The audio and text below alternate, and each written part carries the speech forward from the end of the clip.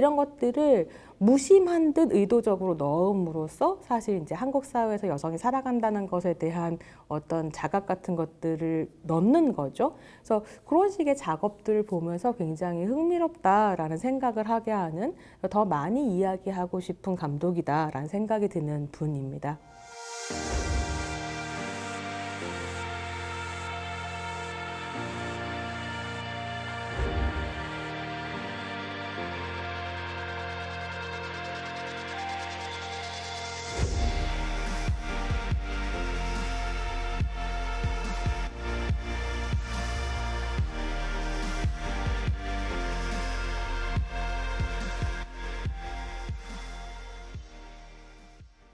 네, 안녕하세요. 한국영상자료원 시네마테크팀 박세호입니다. 잘 알고 계시겠지만 저희 유튜브 채널에 가시면 190여 편의 영화를 무료로 보실 수 있습니다. 저번 주에 이어서 이번 주에도 문화평론가이자 영화 연구자이신 손희정 선생님을 모시고 영화 추천을 받아보도록 하겠습니다. 네, 선생님 안녕하세요. 예, 안녕하세요. 반갑습니다. 네, 선생님 반갑습니다. 오늘 같이 이야기 나눠볼 영화는 어떤 영화일까요? 네, 꼽아보니까 제가 의도했었던 것은 아닌데 오늘 이야기 나눌 작품도 1980년대 작품이에요. 84년에 이미래 감독님이 만드신 수렁에서 건진 내 딸이라는 영화고요.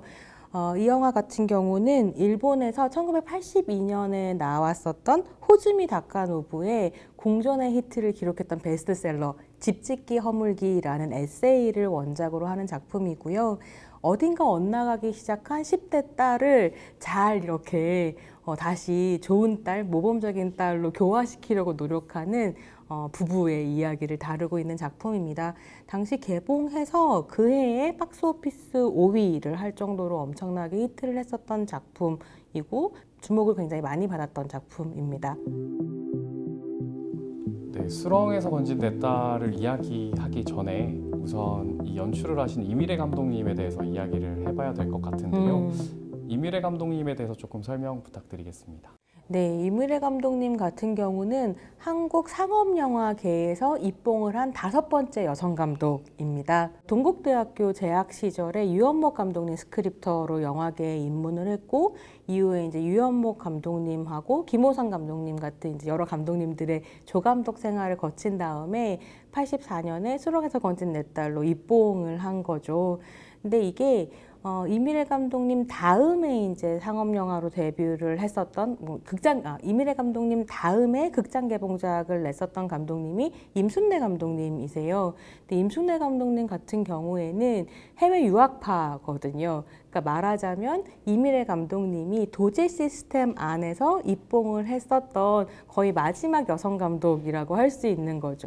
그렇게 생각하면 한국의 도제 시스템이라고 하는 것이 무너지면서 이후에 오히려 여성 감독들이 많이 나올 수 있었던 거고, 그건 사실 도제 시스템이라는 것 자체가 남성연대였었기 때문이었다고 저는 생각을 합니다. 그래서 그 남성 감독들 사이에서 끌어주고 밀어주고 훈련시키고 키우고 하는 방식으로 이제 입봉을 할 수 있었던 건데, 그렇게 생각해 보면 이미래 감독은 그 시스템 안에서 버텨내서 입봉을 했었던 감독인 거죠. 근데 그러다 보니까 어쨌든 굉장히 희소한, 당시에 막 여류 감독 이미래 이렇게 막 소개가 되고 화제가 되기도 했었는데, 여성으로서 그 남성 중심적 문화 안에서 살아남기 위해서 굉장히 고군분투하셨던 것 같아요.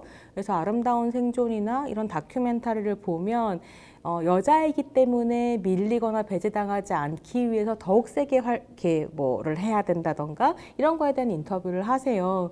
그래서 여성 감독의 정체성을 분명하게 가지고 작업을 하셨던 것으로 생각이 되고, 그랬을 때 작품에서 볼 수 있는 굉장히 흥미로운 특징들이 있거든요. 그러니까 한국 사회에서 여성으로 살아간다는 것이 어떤 것인가, 그리고 얼마나 빈번하게 뭐 성희롱이나 성추행 같은 성폭력에 노출되어 있는가 같은 것들을 작품 속에서 계속 표현을 하세요. 그래서 뭐 예를 들면 수렁에서 건진 내 딸 같은 경우에는 오프닝 장면이 이제 막 엇나가기 시작하는 딸 유리가 등교하는 장면으로 시작하거든요. 그래서 버스 장면으로 시작하는데 그 버스에서 이제 성추행을 당하는 거죠. 그게 영화에 아주 큰 의미가 없는 장면처럼 보일 수도 있지만 반드시 들어가야 하는 건 왜 이 유리라는 캐릭터가 엇나가게 되었는가. 그게 사실 두 가지 측면이 있을 텐데 억압적인 사회적 분위기와 도덕적으로 타락했고 기만적인 부모라고 하는 사적인 영역, 이 두 개의 조건이 유리를 엇나가게 만드는데 그랬을 때 이 사회적 영역에서 여성에 대한 어떤 대상화와 차별 같은 게 있다는 거를 그 시작하는 장면 하나로 보여주는 거죠. 되게 재미있고 뭐 물망초라는 작품에서도 사실 연애가 시작되는 방식은 멜로드라마인데 연애가 시작되는 방식이 여성 주인공이 이제 술을 먹고 정신이 없을 때 남자 주인공이 강간하는 방식이라든지 영심이를 보면 영심이 집에 밤에 전화가 와서 이게 성희롱을 하는 음란 전화라고 할까요? 요즘에 범죄 전화라고 할 수 있을 텐데 그런 식의 전화가 오는 장면이라든지 이런 것들을 무심한 듯 의도적으로 넣음으로써 사실 이제 한국 사회에서 여성이 살아간다는 것에 대한 어떤 자각 같은 것들을 넣는 거죠. 그래서 그런 식의 작업들을 보면서 굉장히 흥미롭다라는 생각을 하게 하는 더 많이 이야기하고 싶은 감독이다라는 생각이 드는 분입니다. 네, 이미래 감독님 수렁에서 건진 내 딸도 그렇고 아까 말씀해 주셨던 영심이도 그렇고 추후의 작품들을 포함해서 총 6편의 장편 영화를 연출하셨는데 주로 관심사가 10대, 20대 청년들에 대한 얘기였던 것 같고 그 중에서도 여성 캐릭터, 주인공에 대한 관심이 조금 더 많으셨던 것 같아요. 그런 영화들을 쭉 놓고 봤을 때 어떻게 보이는 경향이나 어떤 특징들 같은 게 조금 더 있을까요?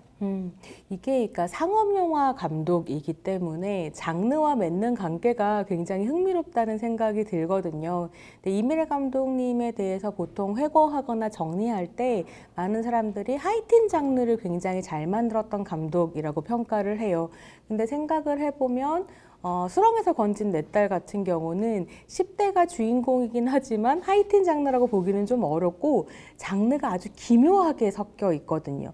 사회 드라마 같은 부분도 있고 10대물인 것처럼 보이기도 하면서 다른 한편으로는 뭐랄까요, 공포 영화 같은 느낌도 주거든요.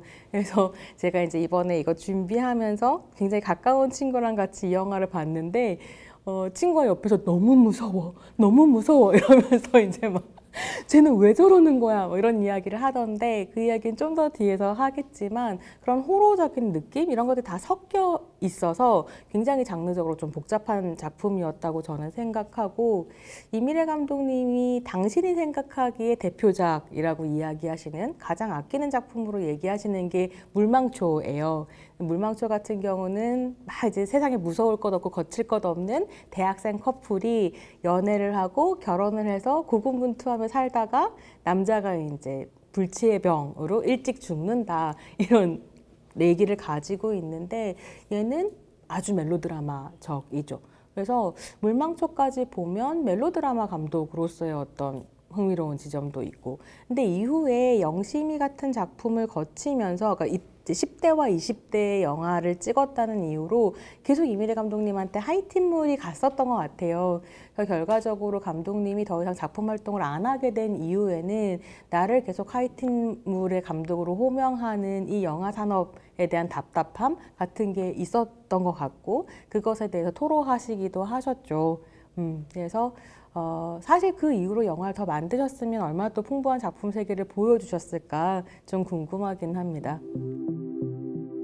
수렁에서 건진 내 딸을 좀 보면 이제 유리 역할로 나오는 김진아 배우님이랑 어머니 역할로 나오는 김보혜 배우님이 실제 모녀지간이잖아요.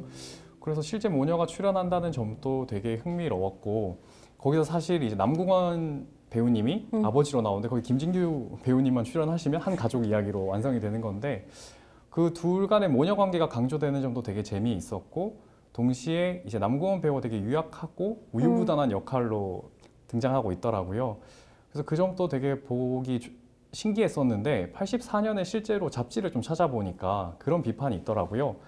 저런 남궁원 씨 같은 아버지는 한국의 아버지상이 아니다. 막 그런 식으로 저거는 너무 이제 과장돼서 나온 거다라는 비판도 존재하던데 이 80년대라는 시대 상황과 맞물려서 이 가족 관계를 좀 설명을 해주실 수 있을까요? 이게 사실 정말 재밌었던 게 그게 이제 일본의 원작을 쓴 사람도 배우예요. 그래서 남궁원 배우가 연기하는 그 캐릭터 자체가 배우거든요. 그러다 보니 김진규 배우님이랑 이렇게 막 겹쳐놓고 보게 되는 거죠. 그리고 실제로 이제 김진아 배우가 그렇게 반항을 하고 부모의 불화로 뭐 이런 식의 이제 인터뷰 같은 것들도 나오니까요. 굉장히 감정이입을 하면서 연기를 하실 수도 있었겠구나 뭐 이런 생각도 좀 들기도 하죠. 근데 저는 지금 선생님 말씀해 주신 그 부분이 정말 재밌는 것 같아요. 남궁원 배우가 연기한 아버지의 형상, 그러니까 너무 무능하고 맨날 이제 와이프가 당신이 좀 딸한테 얘기해봐요. 그럼 내가 얘기할게. 가서 용돈 주고 뭐 이런 식이잖아요. 뭐 여행 못 가게 좀 말려봐요. 절대 안 되지. 잘 다녀와라 여행. 뭐 이런 식이거든요. 그래서 저렇게 무능한 아버지의 형상이라고 하는 것은 80년대 관객들이 보기에 한국의 아버지 형상이 아니다라고 평가했었던 것. 근데 저는 그런 질문을 하게 되는 것 같아요. 그게 정말로 한국의 아버지의 형상이 아니었을까? 그러니까 생각을 해보면 그 이제 뭐 유리가 사는 그 집이라고 하는 것, 그러니까 수렁에서 건진 내 딸의 주인공들의 그 가정은 굉장히 상류층 가족이기는 해요. 어떻게 보면 중산층 이상의 이제 가족이기는 한데 그렇게 아버지가 나가서 돈을 벌고 어머니는 집에서 가사를 돌보면서 아이의 교육을 책임지는 이런 식의 가족 형태가 한국 사회에서 형성되기 시작한 것이 1970년대에서 80년대 사이거든요. 그리고 그렇게 남자가 혼자 돈을 버는 걸 남성 가장 생계 부양자 모델이라고 하는데 그렇게 남자가 혼자 벌어서 예컨대 3인 혹은 4인의 정상 가족을 부양할 수 있는 경제적인 시스템이 가능했었던 것도 70년대 중후반에서 80년대 정도까지 반짝이었던 거죠. 이렇게는 사실은 경제 생활이 잘 유지되지 않고 한국의 자본주의가 화이트 칼라 여성 노동자라는 유연한 노동자가 필요해지기 시작하는 게 90년대라서 90년대부터 이제 여성들한테 나와서 일하라 그러고 슈퍼우먼 컴플렉스 막 이런 말 나오고 그래서 그 짧은 시기에 잠깐 가능했었던 서구의 모델, 미국 모델을 쫓아갈 수 있는 정상가족 모델이 딱 고수렁에서 건진 내 딸 그 모델인 거예요. 잘 생각해보면 한국 식민지기부터 지금까지 IMF 이후까지 남성 가장이 모든 걸 책임지고 모든 걸 단돌이 하고 그런 식의 뭐 신화적인 남성성이라는 걸 실천할 수 있는 시기가 별로 없었다는 얘기인 거죠. 그래서 저는 그 남궁원 배우가 연기한 캐릭터를 보면서 한국 사회가 말하자면 80년대에 어떤 정도의 경제 발전을 달성했고 그런 서구식의 정상가족 모델이라는 걸 달성해냈을 때에도 그런 식의 신화적인 남성성이라고 하는 것은 충분히 달성되지 않았다는 걸 저 캐릭터가 보여주는 것은 아닐까. 그래서 다양한 많은 사회적 재현들이 굉장히 강력한 가장, 엄한 가장을 계속 재현하고 있을 때에도 이미래 감독이 파악하는 남성 가장의 모습이라고 하는 것은 좀 더 현실적으로, 좀 더 다르게 그려졌었던 것은 아닐까 그런 생각이 좀 들었습니다. 근데 그래요. 그 얘기를 꼭 하고 싶은 것이 있었는데 저는 사실은 그게 좀 궁금하더라고요. 이게 1982년에 일본에서 나왔었던 베스트셀러 에세이가 왜 이렇게 한국으로 리메이크 됐을까? 일본에서 너무 히트를 쳐서 그때 당시에 한국, 일본, 대만 3개국에서 동시에 영화됐다고 하거든요. 근데 한국에서도 왜 이렇게 주목을 끌었고 인기를 끌었을까? 개봉했을 때는 15만 명이나 들었다고 하는데 그 힘은 뭐였을까? 이것도 이제 약간 기사 같은 것들 찾아봤더니 영화되기 전에 이미 83년도에 KBS 라디오에서 그 일본 원작이 집짓기 허물기라는 제목인데 수렁에서 건진 내 딸이라는 제목으로 낭독회를 했더라고요. 낭독회를 하면서 뭐라고 이야기를 하냐면 뭐라고 기사에 쓰냐면 이제 청소년 문제가 심화되고 있는 한국 사회에서 이 문제들을 예방하기 위해서 이 낭독회를 한다. 그리고 뭐 얼마 있으면 원작자도 초청할 거다. 이런 내용이 나와서 이 시기에 말하자면 이제 뭐 여전히 군부 독재 하이기는 했지만 자유화의 분위기가 스며들기 시작하고 뭐 문화가 강조되기 시작하고 서양 문물들이 더 활발하게 들어오면서 동도서기를 강조하던 때이기도 하거든요. 그래서 뭐 자본주의나 이런 것들은 서양 그릇을 담되 동양의 돈은 지켜야 한다라고 하는 있지만 이런 이중적인 불안함이 막 꿈틀거리고 있던 시기, 그리고 중상층이 형성되어서 약간 경제적으로 윤택할 때 이 청년 세대를 컨트롤하지 못할 거다라고 하는 불안이 이 영화에 투영이 되고 그게 굉장한 인기로 이어졌었던 것은 아닐까. 그러면 다른 한편으로는 이 불안을 바라보는 기성세대로서의 아버지는 굉장히 무능하게 그려질 수밖에 없는 것 아닐까. 그런 생각도 들었습니다. 김보혜 그 배우님이 쓴 그 김진규 배우를, 남편이었던 김진규 배우를 이렇게 회고하는 그 글에서 보면 이 영화를 찍었을 당시에 수많은 어머니들로부터 전화를 받으셨다고 하더라고요. 감사의 전화를 받으셨다라는 기록이 있더라고요. 이 영화를 찍고 나서. 그래서 되게 흡족해 하셨던 것 같고, 아까 말씀하셨던 82년 이렇게 되면 그 통금이 이제 해제가 되고 풀리고 나서부터도 기사를 찾아보면 이제 청소년 문제에 대한 걱정들 같은 것들이 정말 많이 이제 생겨나던 시기였던 것 같아요. 그래서 이 영화에 보면 이제 흔히 말하는 불량 청소년, 비행 청소년들에 대한 묘사가 굉장히 많은데 그 중에서 특히 유리에 대한 묘사가 되게 좀 독특한 지점이 발견되더라고요. 중반 이후부터 이제 반항을 본격화하기 시작하면 침대에 누워서 되게 소리치는 장면 같은 경우에는 되게 빙의된 사람, 괴물처럼 보이기도 하고, 돈을 달라고 어머니 목을 조르는 장면도 마찬가지고 좀 과한 면이 있지 않나라는 생각이 들기도 하면서 왜 이렇게 묘사, 재현을 했을까에 대한 좀 궁금증이 있더라고요. 아, 82년이 통금이 해제되던 때였었던 거군요. 그래서 그 외에 영화에 보면 부모가 10시 이후에 들어오면 문 안 열어준다. 근데 이게 원작에도 있고 일본 영화에도 있는 장면이기는 한데 저는 한국 영화로 보면서 저게 10시? 통금이 왜 저렇게 중요하지? 이런 생각이 들었거든요. 되게 중요한 요소로 나오잖아요. 뭔가 그런 시대적 불안이 확실히 연결되어 있었을 것 같다는 생각이 좀 들기도 하네요. 근데 지금 말씀해 주신 것처럼 제가 수렁에서 건진 내 딸을 사실 이것도 개봉했을 때는 못 봤죠. 84년이니까 초등학교 막 들어갔을 때거든요. 그리고 생각해보면 이 영화도 저는 그래서 굉장히 오랫동안 에로 영화인 줄 알고 있었어요. 뭐 그 포스터 이런 거 보면 아주 에로틱하기 때문에. 근데 한 30대가 넘어서 이 영화를 처음 봤을 때인데 보고 너무 큰 충격에 빠진 거죠. 표현도 너무 세련됐을 뿐만이 아니라 그 유리라는 캐릭터가 가지고 있는 어떤 전복성이라고 하는 게 되게 크게 다가왔어요. 그러니까 이게 유리가 아까도 말씀드렸던 것처럼 왜 그런 식으로 반항하고 엇나가기 시작하냐면 일단 뭐 사회에 나가면 계속 성희롱 당하고 성폭력의 위험에 노출되어 있을 뿐만이 아니라 굉장히 흥미로운 설정은 유리가 어렸을 때 아팠기 때문에 머리가 노란색으로 변해서 그냥 이 사람은 노란 머리의 사람인 거예요. 근데 굉장히 억압적인 학교 문화 안에서 노란 머리로 가면 선생님들이 맨날 불러다 야단치는 거죠. 너 머리가 이 꼴이 뭐냐.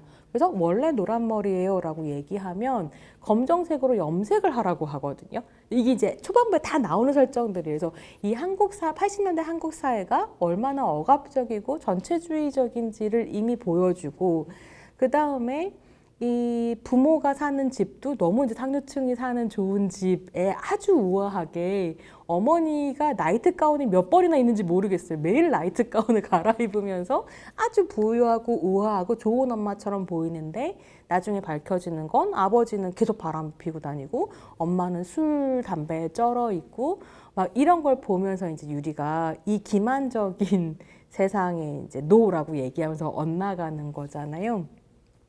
그런 걸 봤을 때 이 반항하는 모습들, 아까 말씀드린 것처럼 유리가 이제 여행을 갔다가 사랑하는 남자를 만나는데 이 남자한테 버림받고 와가지고 엄마한테 폐악질 치는 장면이 있거든요.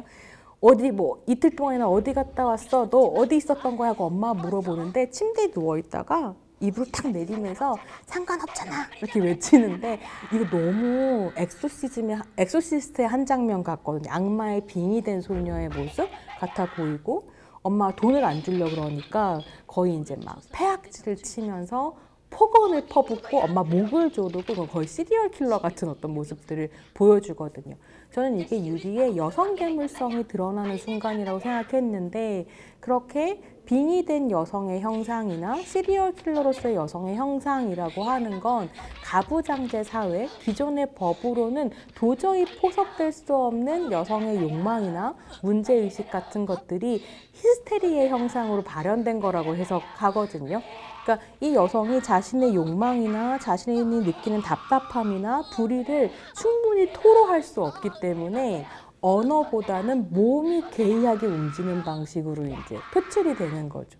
그래서 서구 공포 영화에서 그렇게 악마에 빙의된 소녀의 형상을 사실은 진짜로 악마가 빙의됐다기보다는 여성의 그 욕망이라고 하는 것이 악마로 형상화되어서 히스테리를 부리고 있는 것이라고 해석이 될 때 유리도 이런 히스테리적 주체, 그 1980년대의 모순적이고 뭐랄까 양면성을 가지고 있는 한국 사회에 저항하는 어떤 히스테리 주체로서의 여성, 괴물성 이런 걸 보여준다는 생각이 좀 들었습니다.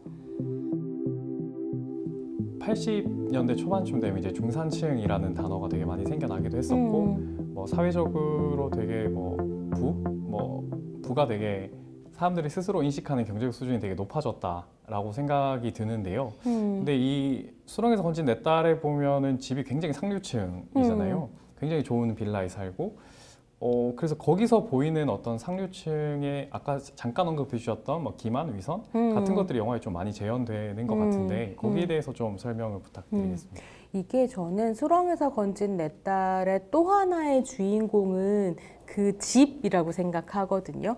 네, 굉장히 재미있는 게 이제 딸이 너무 엇나가고 어떻게 통제가 전혀 안 되니까 이 부모가 청소년 문제 전문가를 찾아가요. 그래서 도대체 딸을 어떻게 컨트롤해야 될지 모르겠다. 그리고 여러 가지 조언을 받게 되는데 그때 이 전문가가 아빠한테 당신 뭐 어디에 사느냐, 당신에 대해서 설명해봐라 라고 하는데 너무 정확하게 강남 효성 빌라에 삽니다. 이렇게 얘기를 해요. 근데 그 강남 효성 빌라라고 하는 게 뭐냐면 1970년대에 이제 막 경제 개발 활발하게 하고 그다음에 주거 문화가 달라지기 시작하면서 아파트가 자리 잡기 시작하거든요. 중산층의 주거 형태로서의 아파트가 각광받고 우후죽순 막 생기기 시작할 때였어요. 근데 이 아파트가 또 너무 성냥갑처럼 획일적이다. 뭐 이런 식의 이제 평가가 나오면서 비판을 받자 상류층에서는 좀 다른 형태의 집에 살고 싶었던 거죠. 그때부터 부상하기 시작한 게 강남의 빌라였다고 하더라고요. 그리고 그 빌라의 형태를 가장 대중적으로 알렸었던 최초의 빌라가 청담동 효성 빌라라는 거예요. 그리고 이제 80년대 중반까지 한 1000세대 정도의 빌라가 만들어졌다고 하는데 진짜 몇 퍼센트 안 되는 상류층들이 사는 데였던 것 같아요. 그래서 그거를 보고 나니까 이 남궁원 배우가 효성 빌라 삽니다라고 하는 게 어떤 계급적 특징을 드러내는지 좀 알겠더라고요. 근데 그때 당시에 그렇게 아파트가 아닌 빌라가 이제 상류층한테 각광을 받게 됐었던 되게 중요한 이유 중에 하나가 보안이었다고 해요. 그래서 경비가 있고 그다음에 이제 차폐막 같은 거 쳐가지고 아무나 못 들어오게 하고 CCTV 다 달고 그리고 친척들조차 방문할 때는 경비실을 통과해야 한다가 너무 중요한 특징이었고 실제로 그렇게 구획이 만들어지기 시작하면서 말하자면 한국에서 계층 간의 분리가 급격하게 시작되기 시작하는 거죠. 그렇게 보면 그 수렁에서 건진 내 딸의 유리네 가족은 그런 완전 상류층에 그러니까 딸을 이제 예술고등학교로 쉽게 전학시킬 수도 있고 그렇게 하면 자기가 사회 지도자층인 것처럼 다니지만 실제로는 이제 온갖 딸이 보기에는 납득할 수 없는 비도덕적인 일들을 하고 그러니까 어떻게 보면 그렇게 한국 사회에서 계층이 분화되기 시작할 때에 어떤 이면 같은 것을 이 영화가 포착하고 있는 것이기도 하죠. 근데 그러면서 사실은 이전보다 교육이 더 중요해지는 부분들이 있거든요. 이전에는 물론 개천에서 용나기 위해서 신분 상승을 할 수 있는 거의 유일한 방법이 교육이기 때문에 한 집에서 아들한테 몰빵하는 이런 식의 이제 교육 문화와 교육열들이 불타기 시작했다면 80년대로 넘어가면서부터는 중산층이 자리 잡고 계층의 격차가 벌어지고 이러면서 내 계급을 재생산하기 위한 자식에 대한 투자가 되게 중요해지거든요. 이거의 끝에 가면 이제 스카이캐슬까지 가는 건데요. 그러니까 왜 이렇게 부부가 말하자면 자신의 계급을 재생산하기 위한 협업 프로젝트를 열심히 하고 있는가 같은 것들을 유린의 가족 안에서도 볼 수 있고 약간 민족지적 기록으로서 수렁에서 건진 내 딸은 꽤 재미있는 부분들이 있습니다. 그러면 이제 수렁에서 건진 내 딸의 여기도 이 영화도 명장면이 제가 생각하기엔 되게 많은데 네. 추천하고 싶으신 명장면이 있다면 어떤 게 있을까요? 혹시 선생님이 꼽으시는 명장면 뭐 있을까요? 저요? 네. 저는 이제 남궁원 씨 아버지의 유약함의 끝판왕 마지막 구출 장면이 네. 되게 전 인상 깊었는데 유리가 이제 불량 청소년한테 붙잡히고 나서 아버지가 남궁원 씨가 구하러 가는데 거기서 오히려 되려 불량 청소년들한테 얻어맞게 되고 같이 누워 있다가 이제 같이 누울 때서 마주쳐 자전거를 타고 집에 돌아오게 되는데 저는 그 장면이 되게 좀 인상적이었습니다.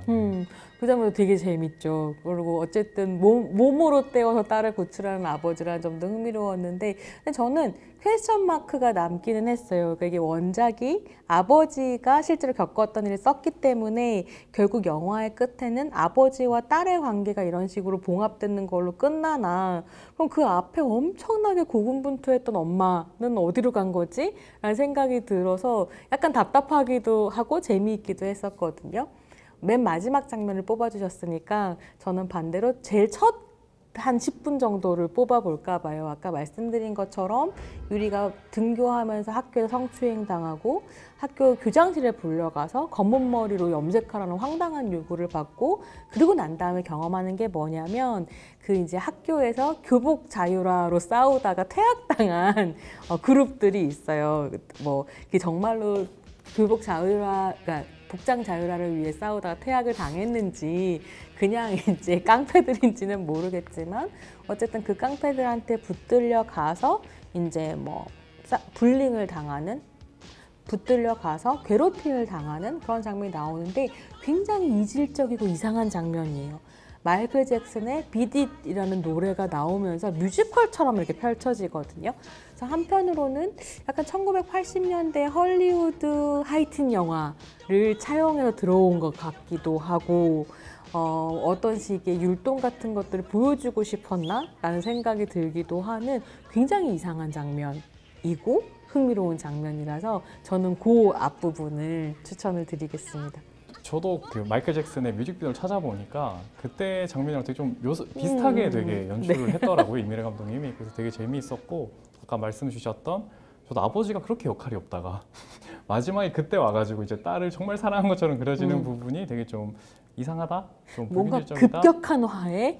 그러니까 그게 포인트일 수도 있겠어요. 그런 식으로 납득할 수 없는 방식으로 급격하게 화해하지 않으면 사실 아버지와는 화해할 방법이 없었던 거 아닐까라는 생각도 들죠.